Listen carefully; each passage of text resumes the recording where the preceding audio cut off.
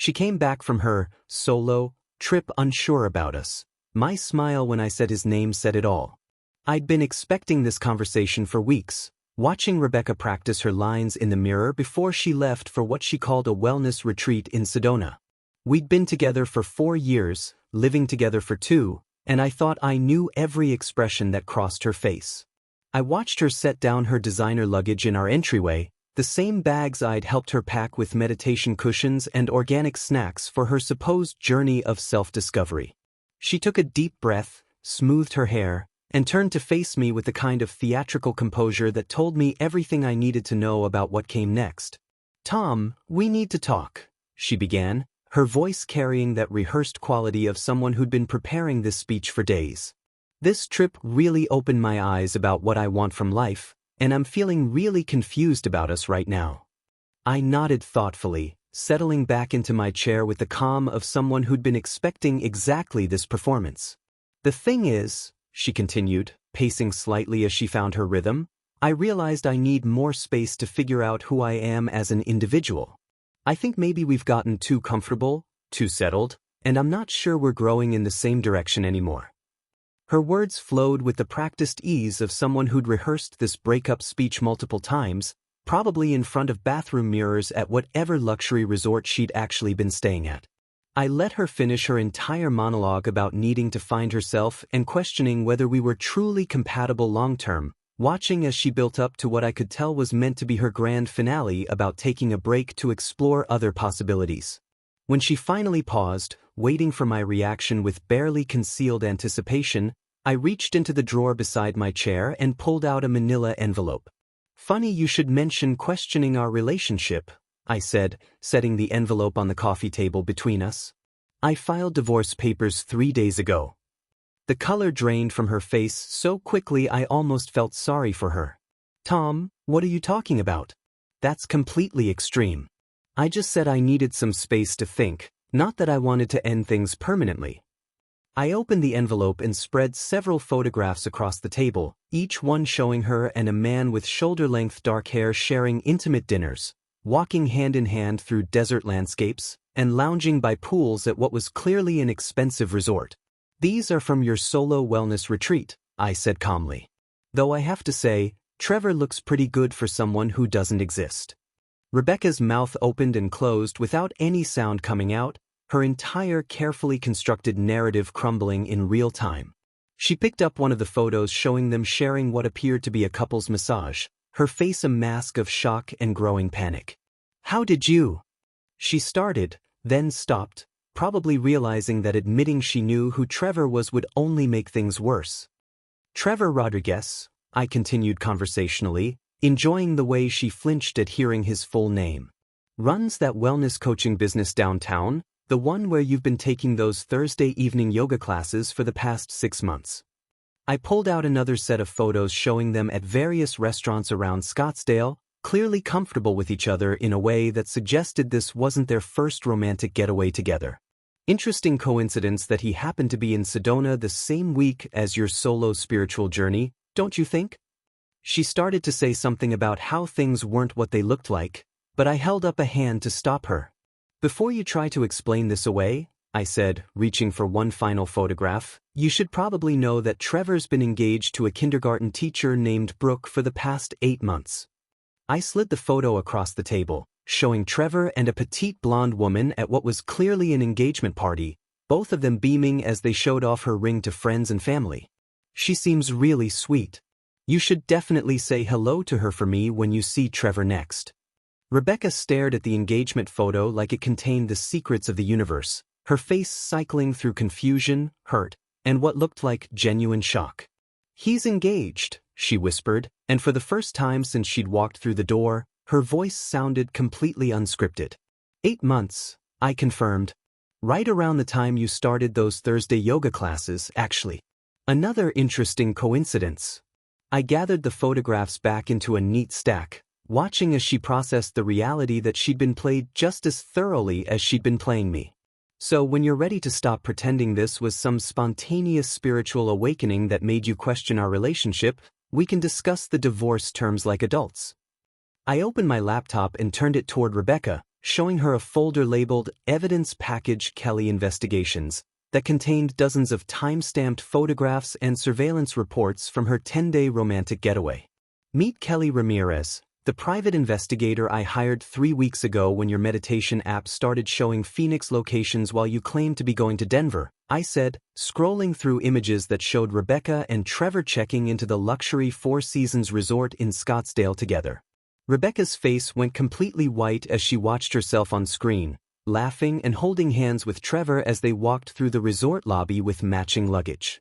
"That's not what it looks like," she stammered, but I was already clicking through to more damning evidence.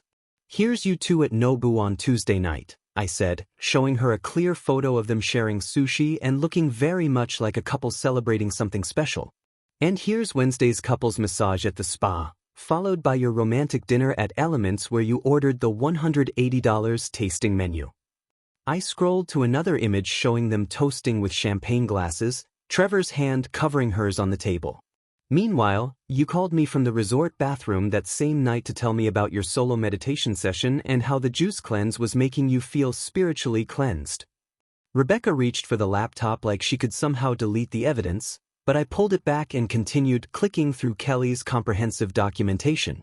"Thursday's desert sunrise yoga session looks particularly intimate," I continued, showing her photos of them in matching poses against the red rock landscape.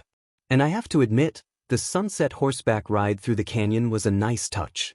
Very romantic for someone on a solo journey of self-discovery." She tried desperately to regain control of the narrative, her voice rising with panic. "Tom, you don't understand. Trevor and I are just friends. He was there for a business conference and we ran into each other. It was completely innocent." I laughed and clicked to another folder labeled Trevor's Background Check, revealing everything Kelly had uncovered about her supposed friend. Trevor Rodriguez, age 34, owns Desert Path Wellness Coaching with 3 locations across Phoenix, I read from Kelly's report. Been engaged to Brooke Williams, a 28-year-old kindergarten teacher from Tempe, since December of last year. I showed her photos of Trevor and Brooke at various events together, including recent social media posts about their upcoming spring wedding. Brooke seems really sweet actually. Posted about how excited she is to marry her soulmate and how they're planning to start a family right after their honeymoon in Bali. Rebecca stared at the engagement photos with an expression I'd never seen before, like someone watching their entire world collapse in real time. "He told me he was single," she whispered, and for a moment she looked genuinely heartbroken rather than just caught. "He said he'd never felt a connection like ours before." I felt a flicker of sympathy before remembering all the lies she'd told me to cover this affair.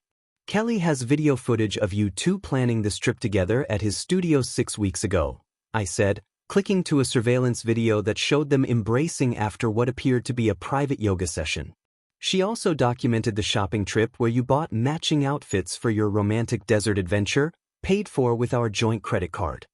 The video showed Rebecca laughing as Trevor spun her around in the middle of his empty studio, both of them clearly intoxicated with their secret romance. "You used our savings account to fund this affair," I continued, pulling up bank statements that showed $4,200 in charges to luxury resorts and restaurants in Scottsdale. "The same money we were supposed to use for our vacation to Europe this summer." Rebecca's shoulders sagged as the full scope of her deception became clear, and she seemed to realize that her carefully constructed explanation was completely worthless against Kelly's thorough investigation. "Tom, please," she said, her voice breaking completely. "I know this looks terrible, but I was confused about my feelings. I thought maybe if I explored this connection with Trevor, I'd realize that what we have is more important." I closed the laptop and looked at her with the detached interest of someone observing a particularly fascinating psychological case study. "The problem with that theory," I said calmly, "is that Kelly's investigation shows you've been emotionally and physically involved with Trevor for months, not just during this trip." I pulled out another folder containing printed social media messages and phone records that Kelly had somehow obtained through her contacts.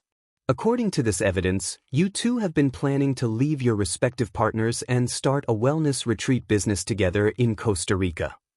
Rebecca's face crumpled as she realized how thoroughly she'd been exposed, and I could see her frantically trying to calculate whether there was any story that could possibly explain away 6 months of documented deception and betrayal. I realized something was wrong 3 weeks ago when I casually glanced at Rebecca's phone while she was in the shower and noticed her meditation app showing location data from Phoenix instead of Denver, where she claimed to be planning her wellness retreat. That's weird, I muttered to myself, thinking it might be a GPS glitch, but when I looked closer I saw she'd been tracking meditation sessions in Scottsdale for the past 2 weeks while telling me she was researching retreat centers in Colorado.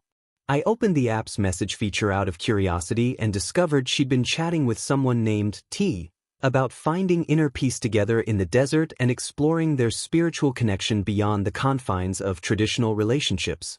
"The energy between us is undeniable," read one message from T that made my stomach drop.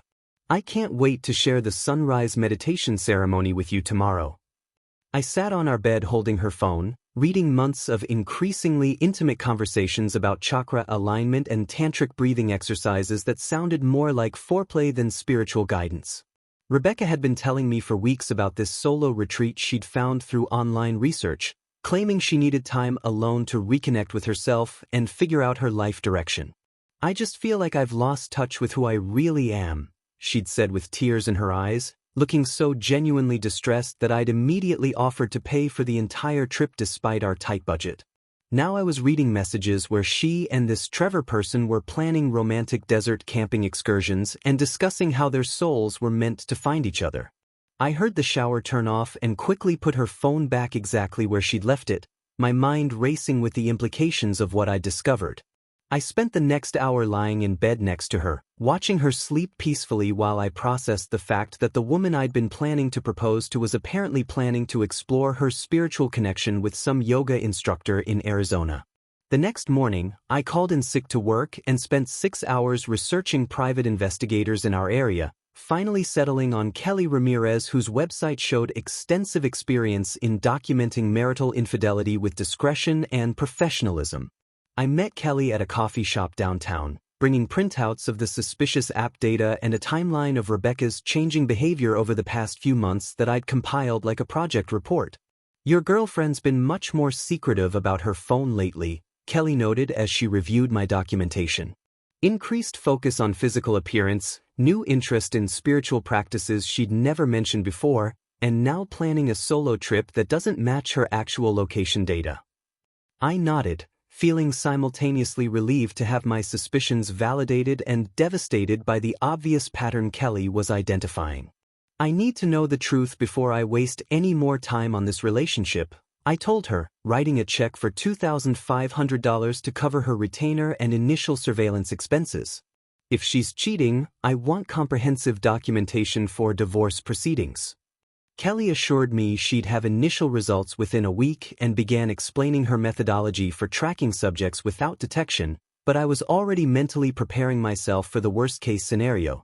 I spent the next few days acting completely normal around Rebecca, even helping her pack meditation cushions and organic snacks for her supposed journey of self-discovery while knowing she was actually planning a romantic getaway with her spiritual mentor.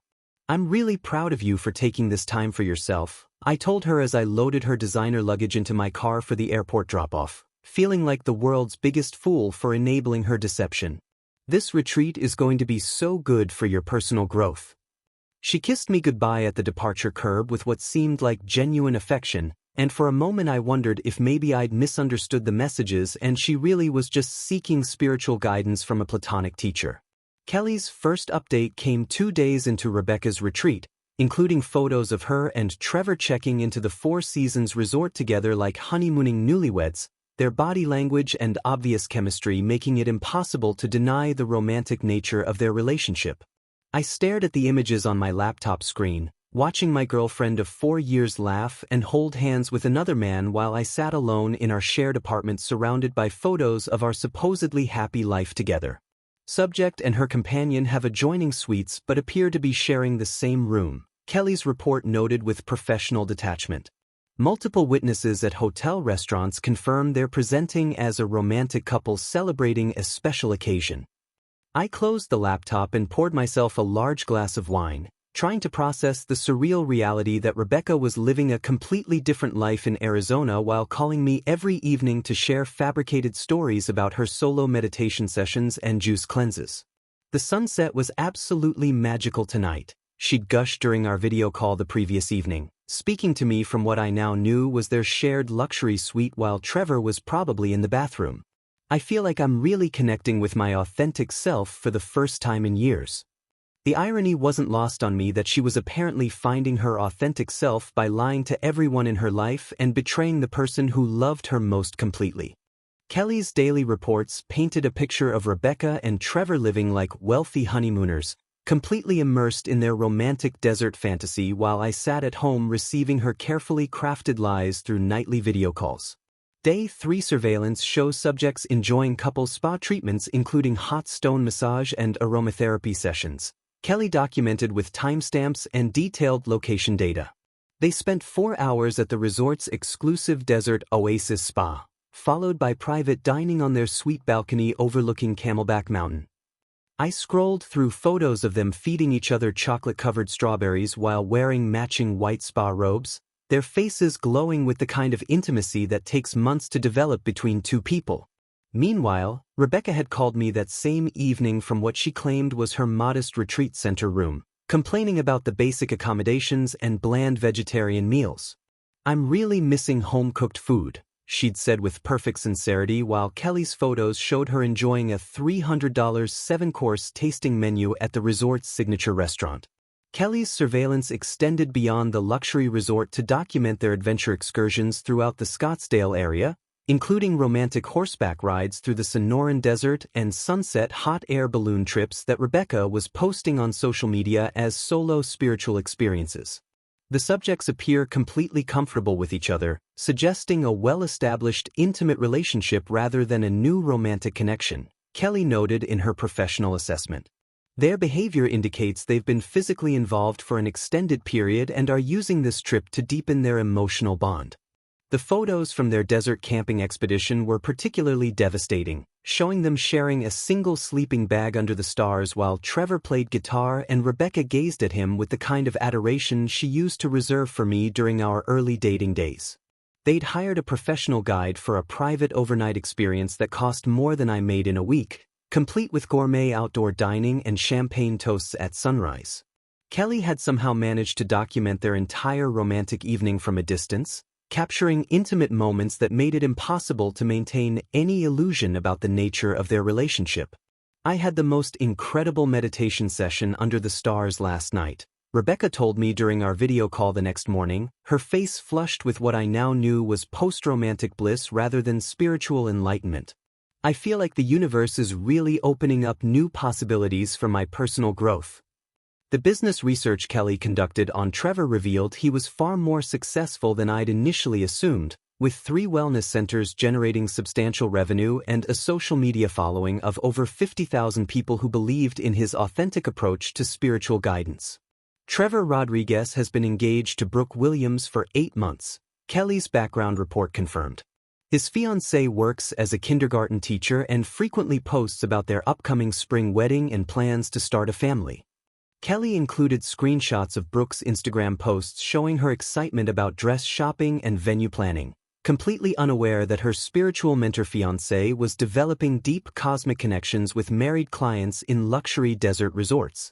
The most damning evidence came from Kelly's documentation of their shopping expedition to an upscale Scottsdale boutique where they bought matching turquoise jewelry and coordinated outfits for what the sales associate described as their commitment ceremony. Subjects spent over $1,200 on symbolic jewelry and ceremonial clothing, Kelly reported with accompanying receipts showing Rebecca had used our joint credit card for the entire purchase.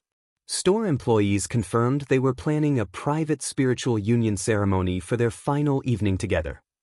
I stared at photos of Rebecca trying on what looked like a wedding dress made of flowing white cotton, her face radiant with joy as Trevor fastened a silver necklace around her neck. They'd essentially gotten married in the desert while I sat at home planning what I thought would be our actual future together. Kelly's final surveillance report documented their last night together at an exclusive desert retreat center where they'd hired a shaman to perform what appeared to be a commitment ceremony under the full moon. The subjects exchanged personally written vows and symbolic gifts during a 2-hour private ritual. Kelly noted with professional detachment that couldn't hide the romantic significance of what she'd witnessed. Multiple resort staff members confirmed this appeared to be a spiritual wedding ceremony between deeply committed partners. The photos from that evening showed Rebecca in flowing white robes, tears streaming down her face as she promised to honor their sacred connection and follow their shared spiritual path wherever it might lead them.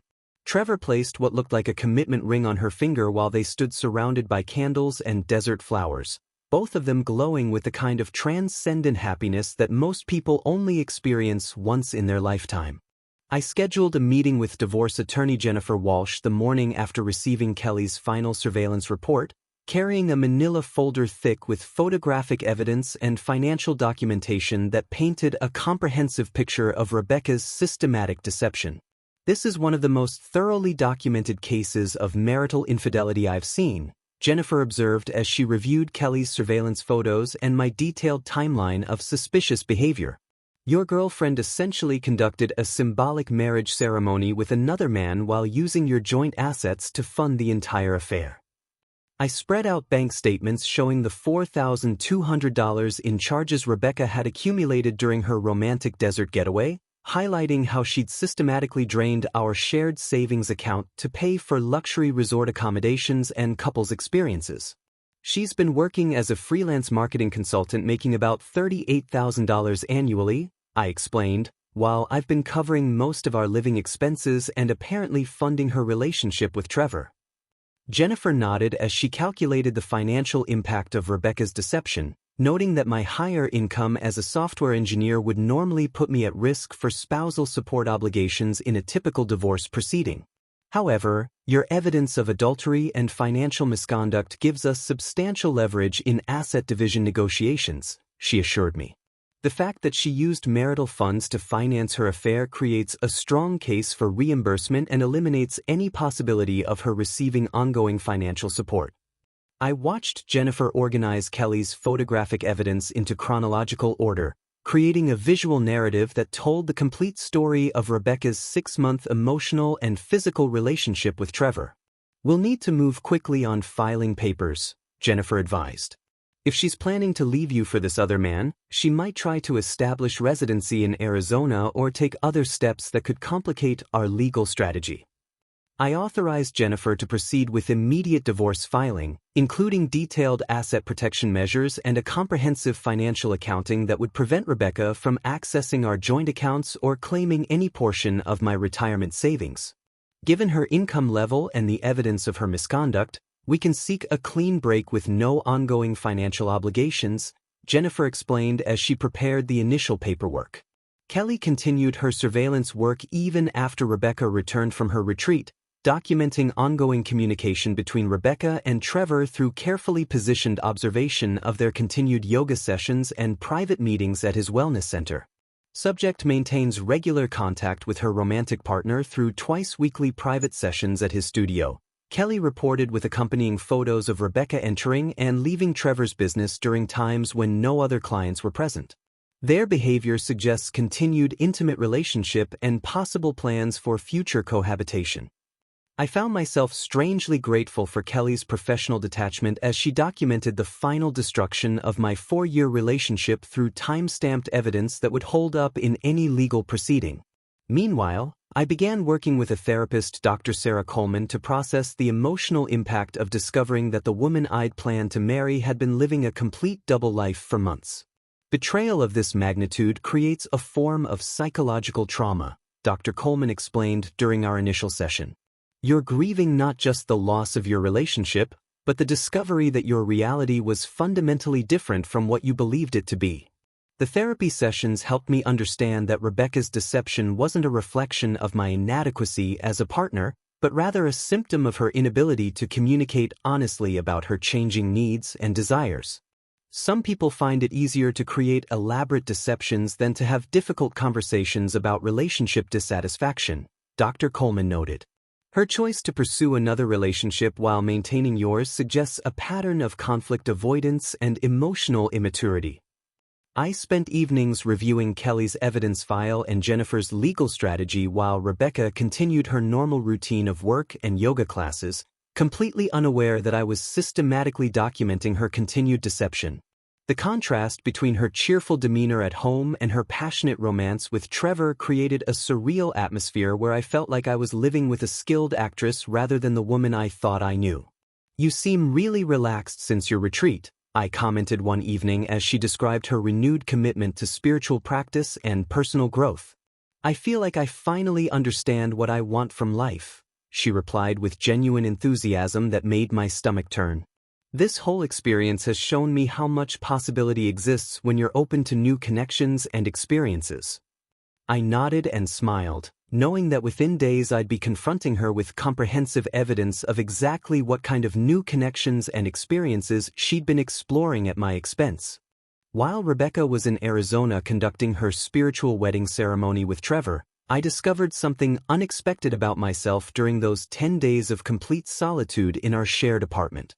I started by converting our spare bedroom into a workshop space for motorcycle restoration, something I'd always wanted to pursue but Rebecca had consistently dismissed as dangerous and immature. "You're too responsible for that midlife crisis nonsense," she'd always said whenever I mentioned my interest in vintage bikes. I spent the first evening after dropping her at the airport researching motorcycle restoration tutorials and ordering basic tools from online suppliers, feeling genuinely excited about a personal project for the first time in years. My neighbor Steve knocked on my door the second day to check on all the delivery packages accumulating on my doorstep, and when I explained my new hobby, he lit up with enthusiasm. "I've been working on a 1975 Honda CB750 for 3 years," he said, practically bouncing with excitement. "You should come check out my garage setup and meet some of the guys from our weekend riding group." I followed Steve to his garage where he introduced me to a community of motorcycle enthusiasts who gathered every Saturday morning to work on their bikes together and plan group rides through the mountains. "We've got guys from all walks of life," Steve explained as he showed me his impressive collection of vintage parts and restoration equipment. "Engineers, teachers, retired mechanics, even a few attorneys who need stress relief from their corporate jobs." The camaraderie felt authentic in a way that contrasted sharply with the superficial yoga studio social scene Rebecca had been immersing herself in over the past year. I also rediscovered my passion for rock climbing, something I'd abandoned when Rebecca started complaining that my weekend climbing trips were selfish and took time away from our relationship. "I worry about you getting hurt doing something so risky," she'd said with tears in her eyes. "What if something happens and I lose you?" I'd thought her concern was touching evidence of how much she cared about me, but now I realized she'd been systematically isolating me from activities that brought me joy and connected me with like-minded people. I contacted my old climbing partner Marcus, who'd been inviting me on trips for months despite my consistent excuses about relationship obligations. "Tom, you disappeared completely," Marcus said when I called him. "We've missed having you on the team, especially for the technical multi-pitch routes where we need someone with your problem-solving skills." Within days I was back at the local climbing gym, reacquainting myself with the physical and mental challenges that had originally drawn me to the sport. Rebecca had called me during my first climbing session, video calling from what I now knew was her luxury resort bathroom while I was belaying Marcus on a challenging overhang route. "You seem out of breath," she'd observed with feigned concern. "Are you okay?" I told her I was at the gym getting some exercise, which was technically true, while feeling strangely guilty about pursuing activities she disapproved of even though she was literally conducting an affair in the desert. The contrast between her deception and my unnecessary guilt about legitimate hobbies struck me as profoundly unhealthy. I spent the following weekend with Marcus and his climbing group at a local crag, rappelling down limestone cliffs and working through complex route-finding challenges that required complete mental focus and physical commitment. "You're climbing stronger than ever," Marcus commented as I completed a particularly difficult technical sequence. "It's like you've rediscovered your confidence or something." He was absolutely right, though I couldn't fully explain why I felt so much more capable and self-assured while Rebecca was away pursuing her spiritual connection with another man. I renovated our shared home office space during the evenings when Rebecca was video calling me from her romantic getaway, transforming it from a cluttered storage area into a functional workspace where I could pursue programming side projects that had been gathering dust for months. I'm thinking about developing a motorcycle parts database application, I told Steve when he came over to see my new workshop setup. Something that helps restoration enthusiasts track parts compatibility and pricing across different vendor sources. The project gave me something productive to focus on during the surreal experience of receiving Rebecca's nightly calls about her solo meditation progress while I knew she was actually sharing intimate desert experiences with Trevor. I found myself genuinely excited about personal goals and creative projects for the first time in over a year, realizing how much I'd been suppressing my own interests to accommodate Rebecca's social calendar and emotional needs. "You seem really energized lately," my coworker James observed during our lunch break the week before Rebecca returned. "Are you working on something new?" I described my motorcycle restoration plans and climbing goals without mentioning the relationship crisis that had triggered this rediscovery of personal independence. "It's funny how sometimes you need space to remember what actually makes you happy," I said, not fully appreciating the irony of my statement until Rebecca came home with her carefully rehearsed speech about needing space to find herself. After our confrontation ended with Rebecca leaving in tears and complete shock about Trevor's engagement, I called Brooke Williams using the contact information Kelly had provided in her background research file. "Hello, this is Tom Anderson," I said when she answered, my voice steady despite the significance of what I was about to reveal. "I need to tell you something important about your fiancé Trevor Rodriguez." The conversation was one of the most difficult I'd ever had, but Brooke deserved to know that the man she was planning to marry in 3 months had been conducting a 6-month affair that included a symbolic wedding ceremony in the Arizona desert. "I have photographs and documentation if you need to see proof," I offered, "but I understand if this is too overwhelming to process right now." Brooke was quiet for a long moment before responding with a voice that sounded hollow but grateful. "I've been noticing changes in his behavior lately," she admitted. "He's been distant and secretive, making excuses about business trips and late client sessions that didn't add up." She asked me to send her Kelly's evidence file, and within hours she had canceled their wedding venue and confronted Trevor with the undeniable proof of his deception. "Thank you for telling me the truth," Brooke texted me later that evening. "I would have wasted my entire life on someone who was capable of such elaborate lies." Rebecca's desperate attempts at reconciliation began immediately after she realized that Trevor had been lying to her just as systematically as she'd been lying to me. She called from unknown numbers, sent messages through mutual friends, and even showed up at my office building to plead for another chance to explain her side of the story. "Tom, please, I know I made terrible mistakes, but Trevor manipulated me," she said during one particularly emotional phone call. "He told me he was single and that our connection was spiritually guided by the universe." I listened to her excuses with the detached interest of someone observing a fascinating psychological case study, noting how quickly she'd shifted from taking responsibility for her choices to blaming Trevor for deceiving her. "The problem isn't that Trevor lied to you," I replied calmly.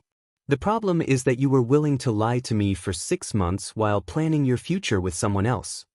Rebecca's social media posts became increasingly desperate over the following weeks, with inspirational quotes about forgiveness and second chances that were clearly directed at me. Her friends started reaching out to tell me how heartbroken she was and how much she regretted throwing away our relationship for someone who had used her. I blocked her on all platforms and asked our mutual friends to stop providing updates about her emotional state. Meanwhile, Trevor's wellness business began suffering as word spread about his affair and the elaborate deception he'd orchestrated with multiple women. "Several corporate clients have canceled their contracts," Steve reported after running into one of Trevor's former business partners at a climbing shop. Apparently this wasn't his first time mixing business with pleasure, and some of his other clients are coming forward with similar stories. I felt a certain satisfaction knowing that Trevor's carefully constructed spiritual mentor persona was crumbling under the weight of his own deceptions, but mostly I was focused on building the new life I'd discovered during Rebecca's absence. 6 months after our confrontation, I was at a motorcycle dealership picking out gear for a cross-country adventure tour I'd been planning with Marcus and the riding group when I spotted a familiar figure behind the parts counter. Rebecca looked exhausted, her hair pulled back in a practical ponytail and wearing the kind of retail uniform that suggested she was working part-time to make ends meet. Our eyes met across the showroom floor, and I saw a flicker of recognition followed by what looked like genuine shame. She appeared to consider approaching me, then seemed to think better of it and turned back to helping her customer with obvious professional focus. I finished selecting my touring gear and walked toward the exit, passing close enough to her register that conversation would have been natural if either of us had wanted it. Instead, we simply nodded at each other with the polite acknowledgement of former acquaintances who had once shared something significant but now existed in completely different worlds. "Ready for the Rocky Mountain adventure?" Marcus asked as we loaded my new gear into his truck. "More ready than I've ever been for anything," I replied, looking back at the dealership where Rebecca was processing returns and dealing with difficult customers while I prepared for the kind of freedom and adventure she'd always discouraged me from pursuing. The irony wasn't lost on me that she was now working in the motorcycle industry that she'd once dismissed as immature, probably helping other people pursue the same dreams she'd convinced me to abandon.